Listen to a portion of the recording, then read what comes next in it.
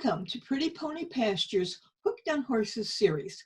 This series is designed for persons who want more information about caring for their horses, regardless of whether you own a horse or not. This video is about tying your horse safely and securely.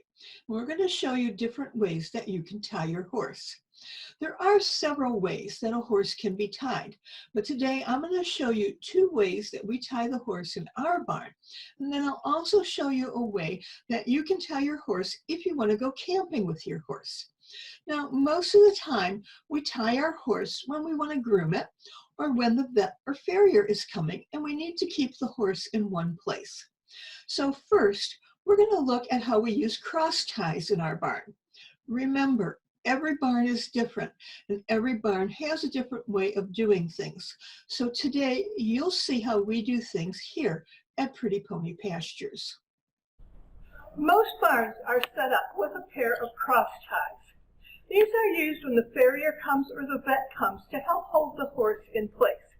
Now we like to use the bungee or stretchy cross ties so that when the horse moves they don't feel like they're constricted in place.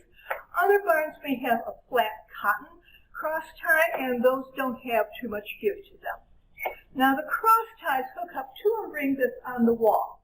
There are 2 different types of clasps that you can have on your cross tie. One end will have one that looks like a clasp that you would have on your lead line. The other end could have a snap on it, or we prefer to get the ones that have a safety release clasp. And by safety release, I mean, if the horse decides that they're going to act silly or get scared, all I have to do is pull, and it comes right off. I don't have to fumble with the clasp to try to get the horse free when I'm starting to panic too because the horse is afraid of something. Now, in our barn, we like to take it one step further. In addition to having the safety release clasp on it, I always put up a piece of barn twine. I tie it up here in a circle, and then this way I can put the clasp right through it, and it's secure. Why do I do it that way? Well, I might tie the horse and then walk away. Not very far, but far enough so that if the horse panics, I can't get back to grab the safety release clasp. This barn twine will break, and the horse will be free. Anytime we tie our horse, we want to make sure that we tie them as safely as possible.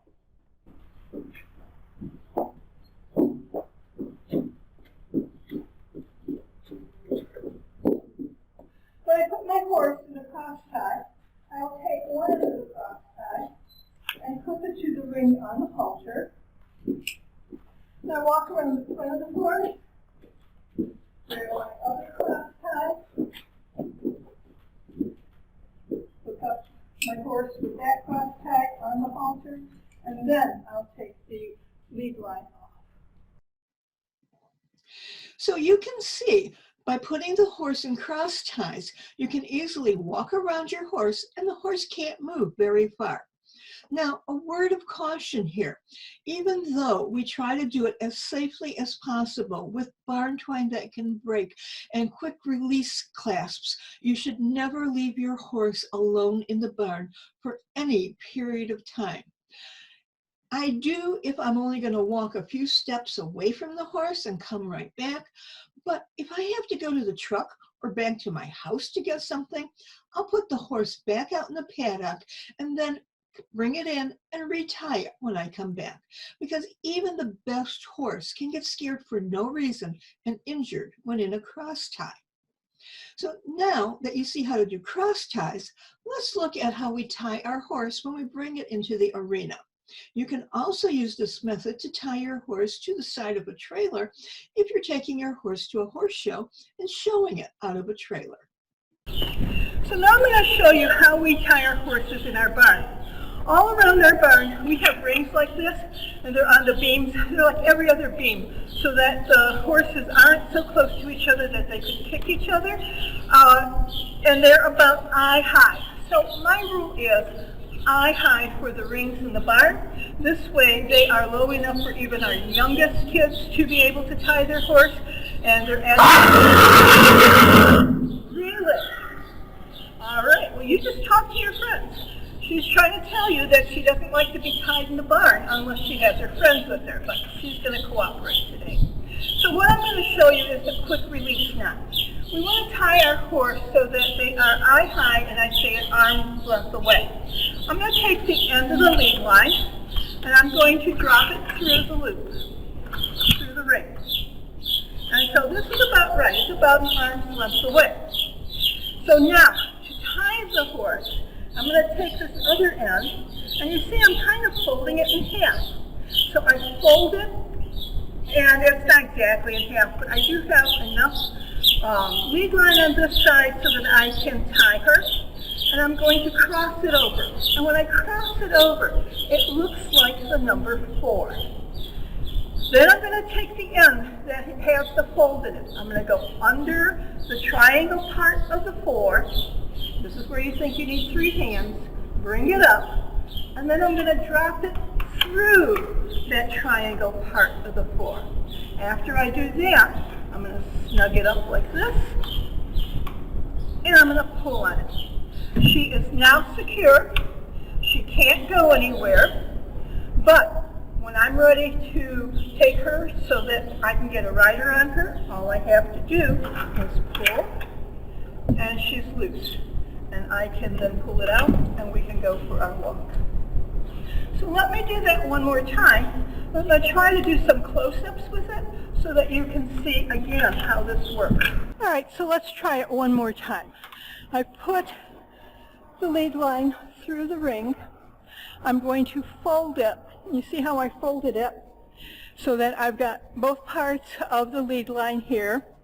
And I am going to make a number 4. So I'm going to cross over and make the number 4. Now, this is where you feel that you're going to need 2 hands.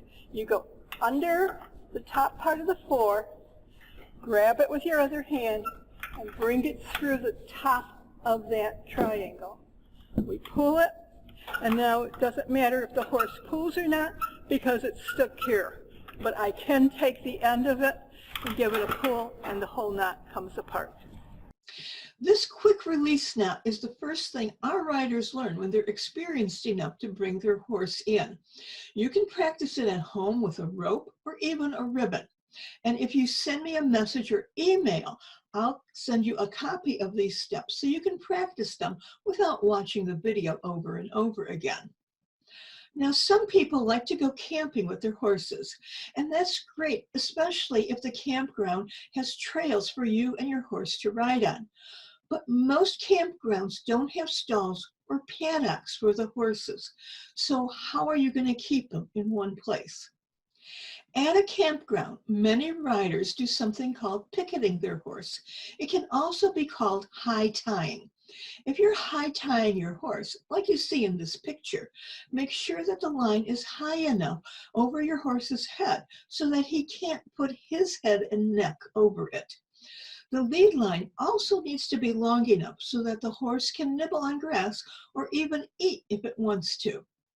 And the silver that you see on the line, it's called a swivel. The horse is not tied right to the line, it's tied to the swivel. And the picket swivel looks like this. You can put your rope through it and then tie the lead line to the ring.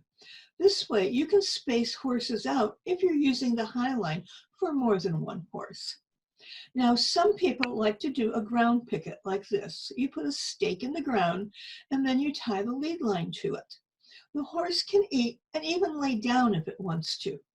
My only concern is that the horse could trip over the rope. So there you have it, 3 ways that you can safely tie your horse. Now, be sure to message me or send me an email if you want the handout on how to do the quick release knot. And thanks for watching. Be sure to like this video and share it with your friends. And if you're watching it on Facebook, be sure to like the page too, so that you'll be able to be notified when we post our next video. A YouTube watcher, be sure to like the video and then subscribe to this channel. Ring the bell so you'll be notified when we put up the next video. And if you're on Instagram, be sure to follow us so you'll see the next video when we post it. Thanks for watching.